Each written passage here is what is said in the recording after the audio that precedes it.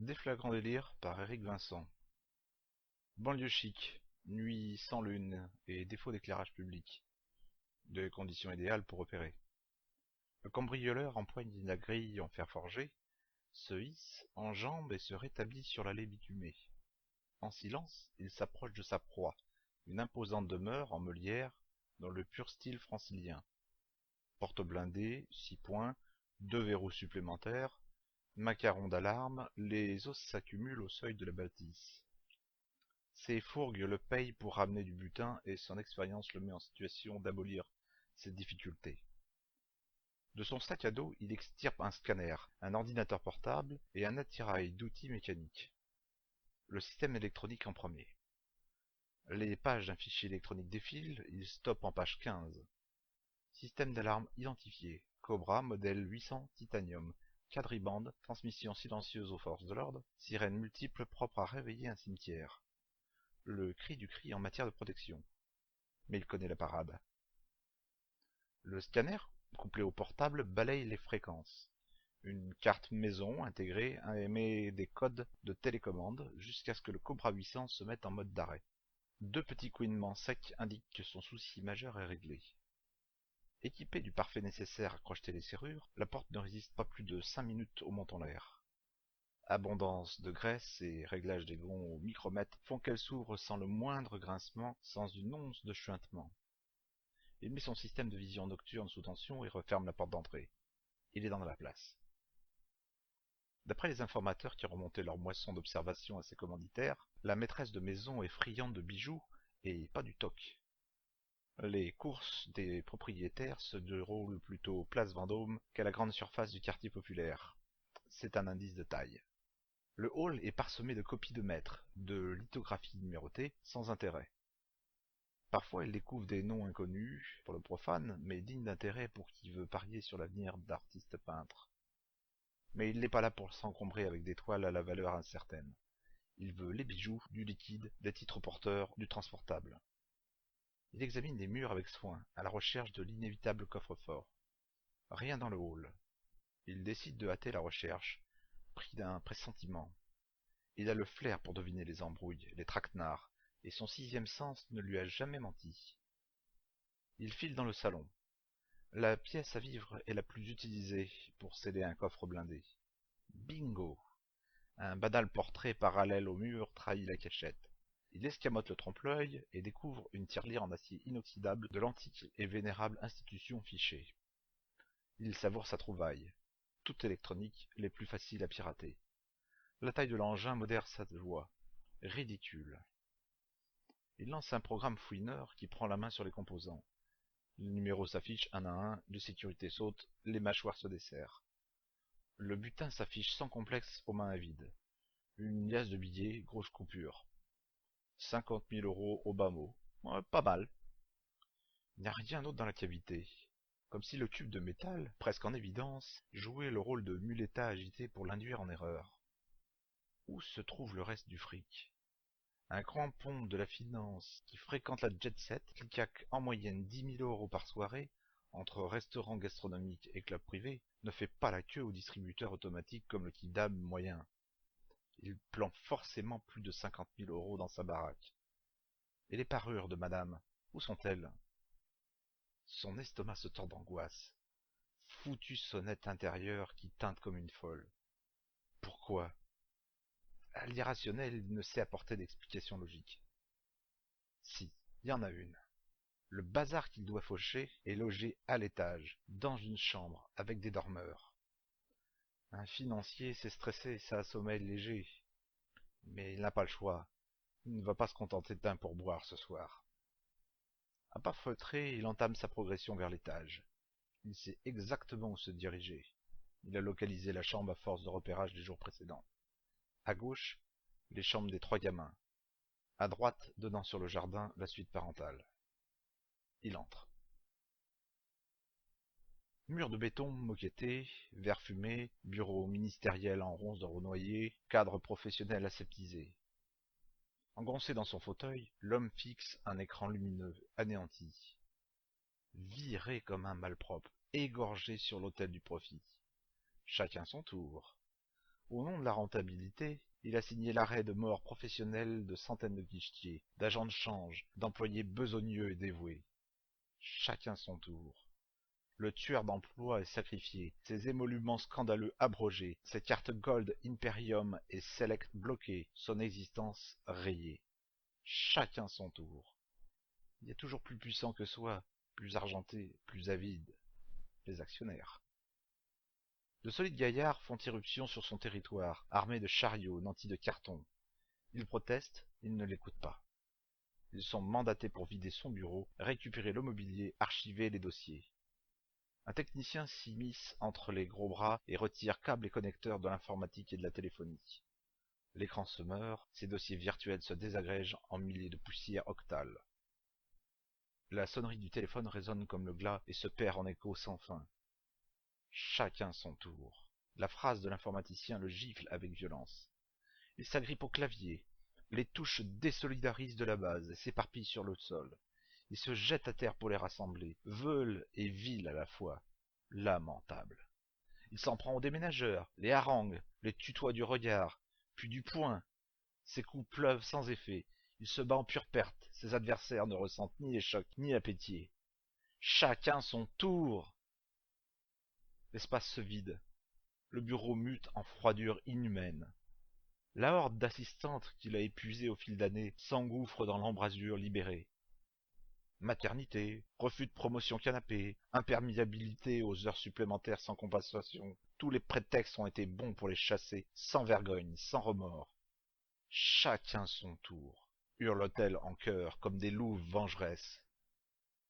Leur rage assouvie, elle le lacère jusqu'à ce qu'il geigne, qu'il implore. Le sol se dérobe sous ses pieds, la tour d'ivoire s'émiette, son empire se désempare et le laisse choir dans le vide. Il est condamné. Lâche, il ferme les yeux. Il les rouvre. Il fait noir. Il est dans sa chambre. Un cauchemar. Encore une saloperie de cauchemar. Il inspire profondément et bloque ses poumons aux aguets. Il sent une présence. Là, à quelques mètres devant lui, figé, suspendu. Un geste de l'intrus, le dormeur tend le bras en avant. Une détonation fulgurante déchire l'espace. Cris de la femme, des enfants, du mari. Lumière, un corps inerte sur le sol, face contre terre, la décoration murale refaite en rouge vif. Cris de panique, incompréhension, ce n'est plus un cauchemar. C'est pire. Rivé sur une chaise de la cuisine, il se ferme au manège étourdissant des hommes en tenue sombre. La police a dépêché une cohorte de spécialistes scientifiques et d'enquêteurs. Une escouade de brigadiers est chargée de tenir les curieux à distance.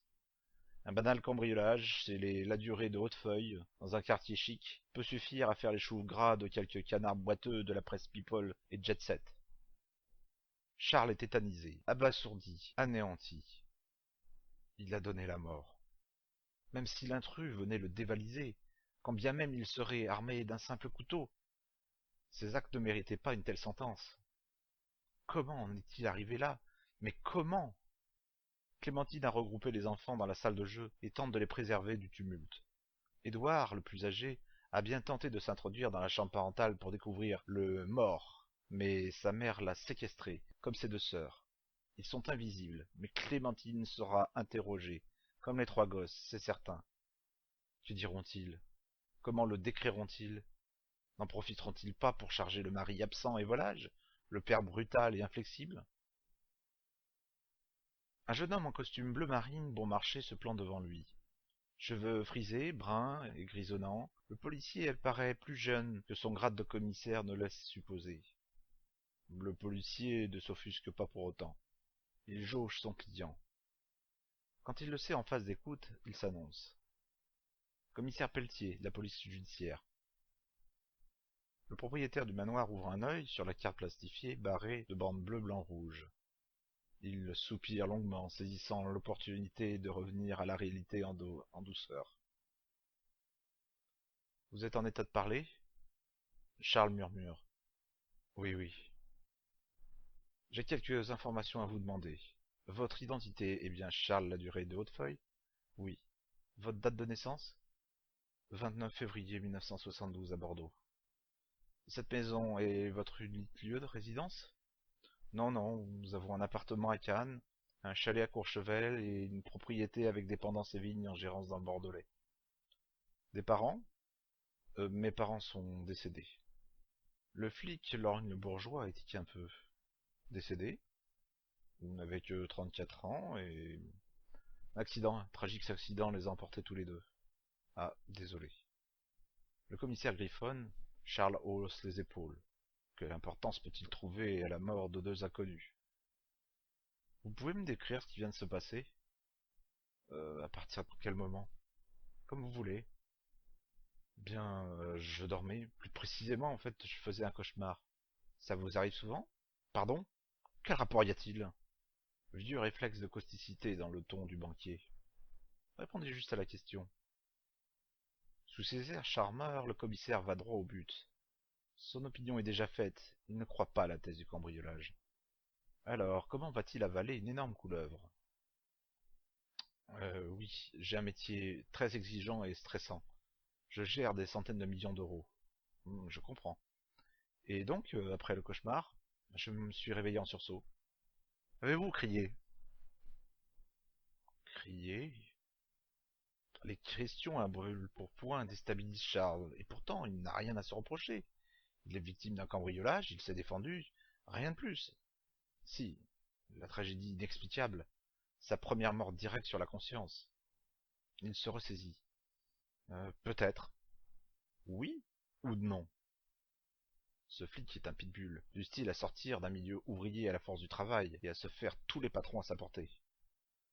Euh, je pense. Ma femme vous confirmera mes nombreux cauchemars et les appels de détresse qui les accompagnent. J'ai dû pousser un cri, ce qui a figé le cambrioleur. J'ai dû mettre 3-4 secondes pour sentir qu'il y avait quelqu'un dans la pièce. Sentir? Oui, sentir, percevoir, détecter, comment vous dire. C'est comme quand on connaît parfaitement le son d'un moteur, on est capable de déterminer une nuance qui indique un dysfonctionnement. Je sentais que la chambre n'avait pas la même résonance que d'ordinaire. Pelletier note scrupuleusement chaque détail. L'abondance de notes inquiète Charles. Ce n'est qu'un cambriolage qui a mal tourné pour le voleur, après tout. Pourquoi tout ce cirque? Pourquoi tous ces va-et-vient sur la scène du drame, tout ce déploiement de personnel scientifique? Que cherche-t-il? L'arme! La réponse cingle ses neurones comme une évidence. Il cherche l'arme avec laquelle il a abattu l'intrus. Il doit leur donner ce qu'ils veulent. Et voilà le problème. D'accord. Ensuite, monsieur le commissaire, le problème c'est qu'ensuite c'est impossible à raconter, parce que vous n'allez pas pouvoir me croire. Je n'ai pas d'a priori, relatez-moi les faits, c'est tout. Bien, écoutez, j'ai tendu la main vers cette ombre, et une déflagration a eu lieu. Vous avez tiré sur lui? Sans arme. Sans arme? Le coup est parti de mon doigt. L'appel 312 du 26 mai se complique. Il s'agit maintenant de l'affaire 312 du 26 mai, l'affaire Ladurée de Hautefeuille Gardani. Raphaël Gardani, crapule notoire, travaillant en solo ou sur commande, a été identifié. C'est un spécialiste des casses, rien ne l'arrête et surtout pas les protections sophistiquées et modernes pour lesquelles il éprouve une affection particulière. Enfin, avait. Le médecin légiste analyse ce qui reste de sa dépouille mortelle, soulagé d'une bonne partie de sa cage thoracique et de la totalité des organes vitaux liés à la digestion. En lieu et place du natif de Naples figure désormais un cratère digne du Vésuve. Les questions de routine se sont muées en interrogatoires serrés. Le commissaire Pelletier dort 3 heures par nuit, jamais plus. Les nuits blanches ne lui causent aucun souci. Il a mis Charles en garde à vue et dispose de 48 heures pour lui faire avouer une histoire qui tienne debout. Alors il ne tient pas à perdre une seconde. De son bureau, il mène la danse en jouant au chat et à la souris avec l'intrigant cambriolé. Derrière une vitre sans teint, le docteur Walchowski, psychiatre détaché auprès des services de police, observe et enregistre le moindre fait et geste de l'inculpé. Écoutez, je sais que j'ai tué une personne ce soir. La vision de cet homme déchiqueté m'obsède, mais je n'ai fait que me défendre. Je n'en doute pas une seconde, monsieur. Seulement, la victime n'était pas armée. Elle ne disposait que de simples tournevis et d'un cutter. Le droit français considère qu'il y a légitime défense qu'à la simple condition que les moyens utilisés pour se défendre soient en rapport ou inférieurs à ceux utilisés par l'agresseur. Néanmoins, j'imagine qu'avec un ténor du barreau, une bonne plaidoirie, votre casier vierge, et le fait que Gardani n'était pas ce qu'on a peut appeler un ange, vous devriez vous en sortir avec un minimum, voire avec une relaxe. Il suffit de nous donner votre arme. Nous comparerons les calibres, les empreintes des balles, et nous vérifierons que tout corrobore. C'est là le problème, monsieur le commissaire. Je n'ai pas d'arme à feu chez moi, ni ailleurs. Je suis allergique aux armes à feu. Je n'en ai tenu qu'une seule fois dans ma vie, c'était pendant mon service militaire, un tir d'entraînement. Ma seule expérience désastreuse. Désastreuse? J'étais terrorisé par cette arme. Je n'ai pas respecté les consignes de sécurité. J'ai été éjecté de la séance et été interdit pour la suite. Vous pouvez vérifier mes dires auprès de la base aérienne de Mérignac où j'ai effectué mes classes en 1984. Ce sera fait. Pelletier demeure de marbre face aux arguments de Charles. Il poursuit. Et si vous ne possédez pas d'arme à feu, qui vous en a prêté une? Le prévenu s'emporte. Mais personne! Calmez-vous, asseyez-vous. D'accord. Écoutez, personne ne m'a prêté d'arme à feu. Je me tue à vous dire que j'ai une trouille pathologique des flingues. Je ne peux pas concevoir de toucher ces choses. Et le coup de feu qui a battu cet homme n'est pas parti d'un pistolet, mais de mon doigt. Je l'ai vu, vraiment vu. Haussement d'épaule du policier, froncement dubitatif des sourcils. Il incline légèrement la tête vers la vie de Santin et abaisse les paupières à 2 reprises. 5 secondes plus tard, un inspecteur frappe à la porte. « Entrez. Nous aurions besoin de vous 2 minutes, patron. Je vous laisse. » Le ton est humble, mais Charles est viscéralement persuadé qu'ils foncent tête baissée dans une impasse, que le flic n'a qu'à lâcher un ordre pour qu'on le jette en tôle. Il est fini, il est grillé. Dans la finance, une nuit au poste, c'est la radiation à perpétuité. Alors, un assassinat. Le policier a raison, une balle éjectée à plusieurs centaines de mètres à la seconde contre un tournevis ou un cutter. C'est criminel, c'est incompréhensible, et pourtant, c'est réellement ce qui s'est passé. Il ne possède aucune arme à feu et n'en a jamais possédé. Pas après ce qui s'est passé en Gironde. C'est son doigt qui a tiré ce coup de feu, sans qu'il ne ressente de recul, sans qu'il ne récolte le moindre résidu de poudre. La police n'a pas trouvé l'arme dans la maison, ni dans le jardin, ni aussi loin qu'il aurait pu lancer parce qu'elle n'existe pas. Et sa femme, Clémentine, elle a bien dû confirmer ses dires, affirmer qu'il n'avait pas de revolver entre les mains dans la seconde où elle a allumé les lumières. C'est bien une preuve qu'il dit la vérité, ça. Le psychiatre est formel. Charles n'est pas fou. Bien que son discours présente des incohérences flagrantes, l'homme ne délire pas. Troublante révélation du praticien. La trouvaille du légiste le rassure. J'ai extrait la balle et je l'ai envoyée à la balistique. Tu auras mon rapport dans une demi-heure à peu près, et celui de nos amis scientifiques dans 1 heure. Bah, au moins, le projectile n'est pas fantôme. Il continue d'affirmer que le coup est parti de son doigt. Oui. Tu as relevé des marques sur la balle? Parfaitement net. C'est du calibre 44. Si l'arme est enregistrée, les fichiers informatiques parleront. Croisons les doigts. L'accusé est immobile, comme coulé dans du béton armé. Il n'y a plus qu'à le bousculer un soupçon et son argumentaire fantaisiste va voler un éclat. C'est qu'une question de temps. Les heures défilent. Les cellules du commissariat sont une puanteur, une aberration des règles hygiéniques. Charles supplie pour que toute cette histoire ne soit qu'une fantasmagorie produite par la chimie complexe du cerveau. Le flic l'obsède, le tourmente. Il alterne phases d'isolement, de silence et périodes de questions pressantes et embarrassantes. Et en toute légalité, il le prive de visites familiales et de contact avec ses avocats chevronnés et réputés. Quelques mètres plus loin, 4 niveaux au-dessus du prisonnier, le jeune policier torture son cuir chevelu en le grattant avec rage, comme pris d'un trouble obsessionnel compulsif.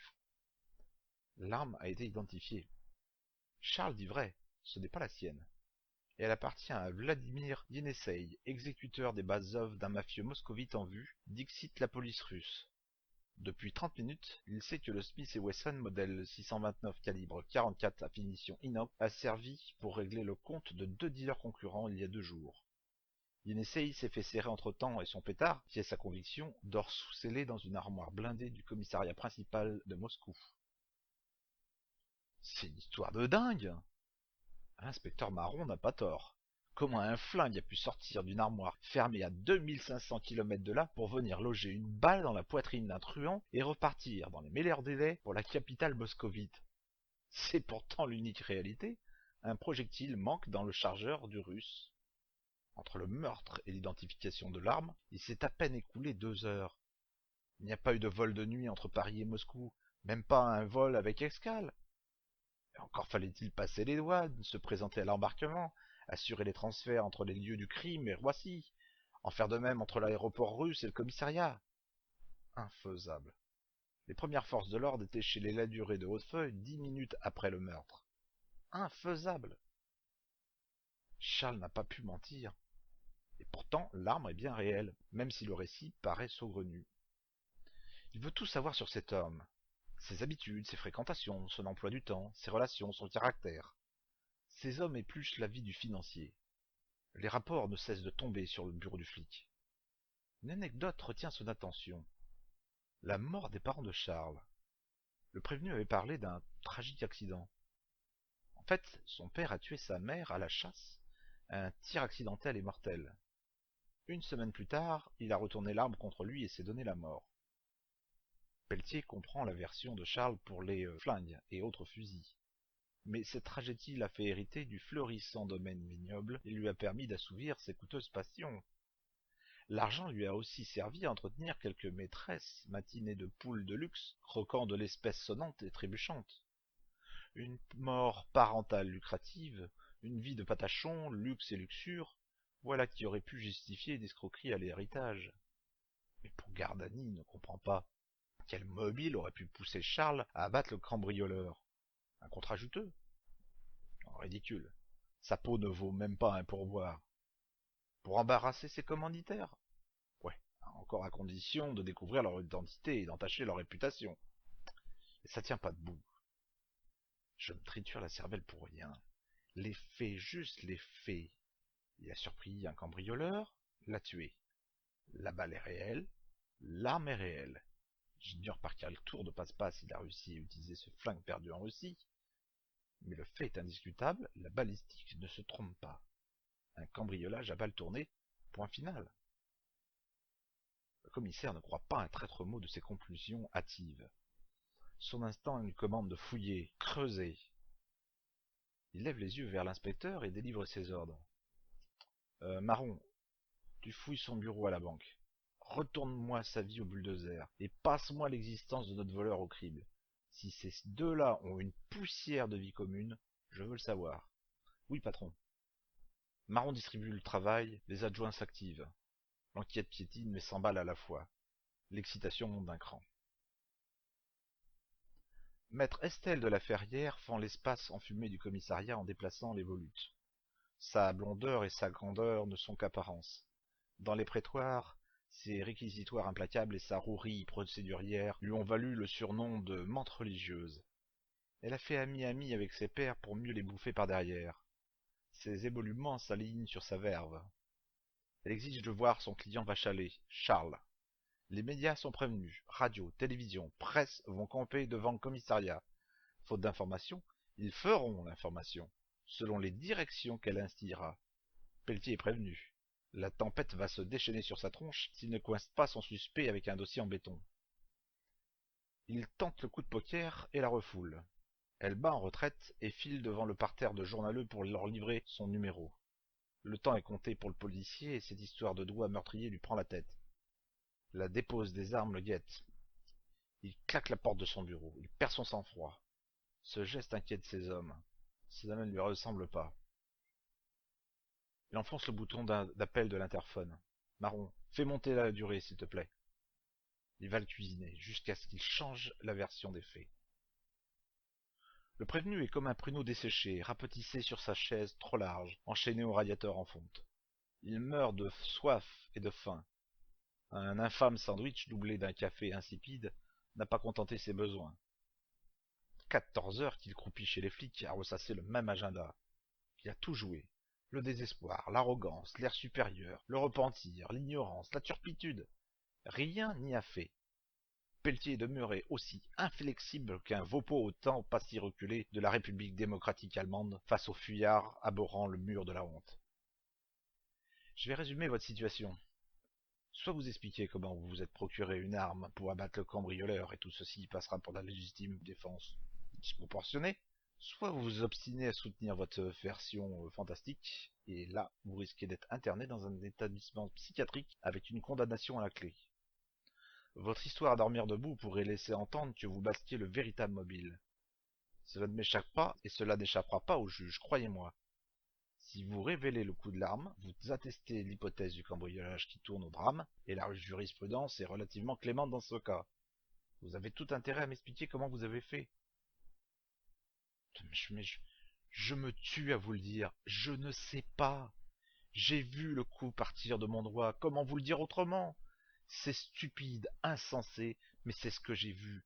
Et pourtant je n'ai pas d'arme, je me tue à vous le répéter. Je sais. Ah, ah, alors, vous quoi? Vous savez que je n'ai pas d'arme? Oui? Eh bien alors, puisque je n'ai pas d'arme, c'est bien la preuve que mon histoire est vraie. Vous n'avez pas de flingue, mais c'est bien un revolver qui a fait un trou dans la carcasse de Gardani. À qui appartient-il? À Valentin Yenesei. Désolé, je connais pas. Je l'aurais deviné. Parlez-vous russe? Oui, pourquoi? C'est un russe? Un moscovite, plus précisément. Il a été arrêté il y a 2 jours par la police russe. Son arme est sous scellé là-bas. Elle a servi pour abattre Gardani. Quoi? Mais c'est impossible, ça tient pas debout. Pas plus que votre hallucination. Comment expliquez-vous ça? Mais c'est dingue! La tétanie guette le financier. Son stupide alibi vole en éclats. Le coup n'est pas parti de son doigt, mais d'un revolver estampillé et enregistré. Il doit prouver qu'il a couvert 5000 kilomètres en moins d'une seconde pour accomplir l'irréparable. Une démonstration hautement improbable. Ténor du barreau ou pas, il va plonger. Il sera traîné dans la boue. Et il n'y survivra pas. Le dénouement approche, Pelletier le flaire. Charles est décomposé, il va craquer. C'est une question de minutes. Les bonnes vieilles méthodes pour faire avouer un prévenu. L'interrogatoire, le bombardement en question, les recoupements, la pression, l'investigation de la vie privée et professionnelle, à la recherche de la moindre faille. Qui n'a pas grillé un stop, profité de la gratuité d'un buffet ou écouté de la musique illégale? Aucun citoyen n'est moralement irréprochable. Marron déboule dans le bureau, il a les joues rouges, les yeux embués par l'émotion. Il tient un indice. Charles est incapable de montrer plus d'inquiétude. Il est à ramasser à la petite cuillère. L'inspecteur dépose une note manuscrite sous les yeux de son boss. Devant le regard écarquillé, il en remet une couche avec un extrait bancaire. Pelletier s'anime, s'électrise, revit. Il tient un lien entre Gardani et la durée de Hautefeuille. Dites donc, vous connaissez le gymnase club Les Muscles d'Or? Le prévenu s'empourpre à en devenir un coupable désigné. Il déglutit à plusieurs reprises avant de lâcher un timide oui. Vous êtes un adepte du sport en salle? La constitution chétive, mais étoffée du bas-ventre du prisonnier, a de quoi remettre en question l'efficacité des entraîneurs sportifs. Pas vraiment, il m'arrive de m'y rendre quelques fois. Pour quelle raison? Parfois j'accompagne mon épouse. C'est là que vous avez rencontré Gardani? Pardon? Vous avez parfaitement compris. La victime avait besoin de tenir une forme impeccable. Il s'entraînait 5 fois par semaine, 2 fois par jour. Il serait stupide de votre part de croire que vous ne l'avez jamais croisé. Je ne l'ai jamais vu. Bien sûr. Il me manquait un mobile, je le tiens. J'ignore encore pourquoi vous l'avez abattu, ni comment, mais la relation est établie. Cela me suffit pour vous déférer devant le juge. Affaire classée. Marron. Oui, chef. Mets-le au frais. Tout de suite, chef. Bon boulot, les gars. Pelletier s'estime heureux d'avoir éclairé assez de zones d'ombre pour coincer l'avocate aux dents longues. Cette peste en robe noire et en barésie lui a saboté 4 affaires. Il tient sa revanche. La durée de Hautefeuille se laisse traîner hors du bureau, hébété, assommé, sans protester. Un innocent crie son innocence. Un coupable se fait une raison. Il connaissait sa victime. Il l'a plongée dans un traquenard. Pour quel motif? La femme!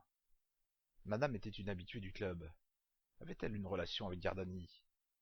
Une petite décembre au Gymnase Club et les langues vont se délier. S'il a mis Jésus, Charles a échafaudé son histoire de dingue pour couvrir une vengeance. Meurtre avec préméditation, c'est la réclusion à perpétuité assortie d'une peine de 20 ans incompressible. Pelletier décroche son téléphone et compose le numéro du juge. Dans la matinée, l'inspecteur Marron et des hommes en uniforme ont passé le bureau de Ladurée de Hautefeuille à la loupe. La perquisition s'est révélée fructueuse. Des photos de Clémentine, en posture outrageante sans équivoque avec Garnani, démontrent que la théorie de la vengeance tient debout. Dans le coffre professionnel du financier, les policiers ont retrouvé les factures d'un détective privé. Charles soupçonnait une liaison entre son épouse et le malfrat.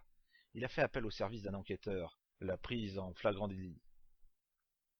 Ensuite, il a concocté une machination infernale pour amener l'amant à cambrioler sa demeure. L'arme du crime est identifiée. Reste à éclaircir le tour de passe-passe pour déplacer le flingue dans un laps de temps aussi réduit. Seul Charles détient le secret. Une évidence, mais l'interrogatoire de sa femme, rendu indispensable pour corroborer la théorie, n'a pas pris des lustres. Elle a avoué sa liaison avec Garnani et a précisé sa déposition initiale. Selon elle, son mari ne s'est pas réveillé en hurlant. Il ne cauchemardait pas. Il n'est pas impossible qu'il ait été réveillé depuis pas mal de temps. De plus, elle n'a pas la certitude qu'il ait disparu de sa vue pendant quelques dizaines de secondes, dans la panique qui a suivi la déflagration. Ces détails mettent à mal l'alibi farfelu de Charles. Le transfert à la prison de la Santé est signé. Le quart de police est avancé. Menotté et encadré par 2 solides gaillards, le prévenu est enchaîné dans le fourgon. Il hurle. « Clémentine !» Sa femme est en sanglots, elle jure. « Tu n'as pas fait ça, Charles! Non, pas toi !» La salle d'audience est pleine à craquer. L'entourage professionnel, passé et présent, s'est déplacé par wagons pour voir le grand argentier, le magnat de la finance, se faire démonter le portrait par le procureur de la République. Le virtuose du code pénal, la championne de la jurisprudence, la fée des non-lieux, maître Estelle de la Ferrière, se fait laminer par les incohérences et l'obstination de son prestigieux client. Son adversaire n'est pas un débutant ni un ange. Pour une fois, les flics n'ont pas omis une procédure et ont étayé le dossier. Il tient de quoi tailler la fanfreluche en pièces. Pour lui, aucun doute n'est permis, et les jurés paraissent conquis. Il enfonce le clou et réclame la peine maximale. L'impassibilité du jury n'est pas de mise. Sur les 9 membres, 6 ont été déjà licenciés sous des prétextes futiles ou au bénéfice de l'augmentation des dividendes d'actionnaires. Le tueur d'emploi, le fossoyeur d'entreprise, le pressoir à citron est une cible toute désignée. Maître de la Ferrière compulse ses notes. Parmi les éléments à sa disposition, il y a le rapport de la balistique. Un détail aurait dû titiller l'esprit des enquêteurs. L'angle des tirs précise que le coup est parti à peu de choses près du centre du lit. Charles Ladurée n'est pas gaucher, mais droitier. Dormant à droite de sa femme, la logique voudrait que le coup soit donc venu de la droite du lit. Pourquoi aurait-il tiré de la main gauche? Pourquoi utiliser sa main non usuelle au risque de manquer sa cible? Pourquoi n'a-t-on pas relevé de traces de poudre sur ses doigts, autant à gauche qu'à droite d'ailleurs? Pourquoi l'accusé a-t-il affirmé avoir fait feu avec un doigt sans pouvoir garantir clairement avoir pressé la détente? Pourquoi aucune empreinte n'a été retrouvée sur l'arme après l'identification de cette dernière, alors que la police russe en a relevé après l'arrestation de Yenessi? Pourquoi s'est-il porté volontaire pour passer au détecteur de mensonges, même en sachant que cette analyse n'a aucune valeur juridique en France? Pourquoi Ladurée nie-t-il avoir recruté un détective pour suivre sa femme alors qu'il convient d'avoir aperçu Garnani une fois ou deux au club? Tant de zones d'ombre idéales pour arracher un non-lieu. Estelle referme le dossier et se lance dans un réquisitoire bateau, faiblard, digne d'un sketch estudiantin de première année de faculté de droit. Son confrère et néanmoins adversaire s'en étonne en secret. Se lancer dans la bataille sans l'envie de combattre n'est pas dans les habitudes de la fringante avocate. Elle part pour perdre, elle oublie de rétorquer à ses propres erreurs, aux lacunes flagrantes de sa diatribe trop endiablée, imparfaite. Jeu, set et match par abandon, la victoire a un goût amer. Les jurés et le juge quittent la salle afin de délibérer. Les conciliabules ne s'éternisent pas. 30 minutes après leur disparition, les exécuteurs temporaires de la justice refont surface, l'air grave. Coupable! Le qualificatif s'abat à 9 reprises. Perpétuité, sûreté, applaudissements, le monstre est jeté en pâture avec la plèbe grouillante et malfaisante de l'univers carcéral. Maître de la Ferrière, sous le feu des projecteurs médiatiques, annonce la procédure d'appel, sans conviction. La foule se disperse, elle a eu sa dose d'émotions nauséabondes. Une bouteille de Coca-Cola, soigneusement administrée, peut s'avérer mortelle. Le tesson a servi à se trancher les veines. Tandis que le service médical de la santé s'évertuait à colmater les vaisseaux ouverts pissant à foison, le reste du verre, pilé au mortier, ingéré avec une rasade d'eau, faisait lentement son ouvrage. Perforation d'estomac et des intestins. Le corps médical s'évertuait à juguler les saignées apparentes du suicide, tandis qu'une seconde précaution transformait insidieusement la tentative en réussite. Une semaine d'incarcération, c'est tout ce que Charles aura supporté. Fin de l'histoire? Non. Banlieue chic, nuit sans lune et défaut d'éclairage public. Condition idéale pour se présenter au domicile dès la durée de Hautefeuille. Clémentine a placé les enfants dans la famille, loin du tumulte du procès, des flashs de la presse à scandale. 2 heures du matin, tout est calme. La Lotus Esprit se parque à quelques dizaines de mètres du domicile. Une silhouette féminine s'extirpe du bolide, souple et féline. Elle se glisse dans l'obscurité, soucieuse de ne pas être remarquée par un insomniaque ou un octambule. Elle enfile l'allée et se présente à la porte. Inutile de sonner, elle a sa propre clé. Elle s'introduit dans le hall, grimpe à l'étage. La chambre parentale est occupée, la lampe de chevet est allumée. Elle pousse la porte. Clémentine, en nuisette satinée mauve, adossée à un oreiller, un livre entre les mains, lève les yeux. C'est toi? Oui. Alors? Il s'est donné la mort. Je te l'avais dit. Il supporterait pas l'incarcération. Son père n'a pas supporté l'accident de chasse que j'ai arrangé, lui non plus. Ils ont ça dans le sang, dans sa famille. Le déshonneur les submerge, ils ne tolèrent pas leurs fautes, pas plus que celles de leurs employés. Comment a-t-il fait cela? Il s'est pendu? Non, non, il s'est ouvert les veines et il a avalé du verre pilé. Ah, original. Ingénieux même. Elle vient au chaud. Estelle s'avance, retire son fuseau, son haut moulant et figure dans la plus parfaite nudité. Elle se glisse sous les draps tièdes et se love contre sa maîtresse Clémentine. Tu viens d'hériter de son petit empire, ma belle. Grâce à ta plaidoirie sans éclat. Grâce surtout à tes pouvoirs. Même si ces abrutis de flics avaient épluché le rapport de la balistique, même s'ils t'avaient soupçonné d'avoir ouvert le feu à sa place, ils n'auraient jamais pu relever la moindre empreinte, la moindre trace de poudre sur tes doigts. Tu eus tout le temps de réaliser le crime parfait, de placer les preuves de ta liaison avec Garnani dans son coffre, de monter la machination pour le faire accuser d'assassinat. Eh oui, ma chère Estelle, c'est l'avantage de pouvoir voler le temps. Et les enfants, que comptes-tu faire pour les empêcher d'hériter? Ils ne représentent pas un obstacle, ils hériteront d'une coquille vide lorsque leur mère décédera accidentellement. Nous aurons pris soin de mettre l'argent de côté. Je prendrai le temps nécessaire pour nous refaire une identité et nous irons plumer d'autres pigeons. Génial. Tu es génial. Estelle dépose un baiser mouillé sur les lèvres de son amante. Un paysage de cocotiers, bercé par le ressac de l'océan Indien, a remplacé le décor de la chambre parisienne. Mobilier en rotin, paré aux multicolores en guise de rideaux, moustiquaires tombantes autour du lit au style colonial. Une semaine de vacances pour nous, ma chérie. 7 jours, rien que pour nous deux. Offert par la voleuse de temps.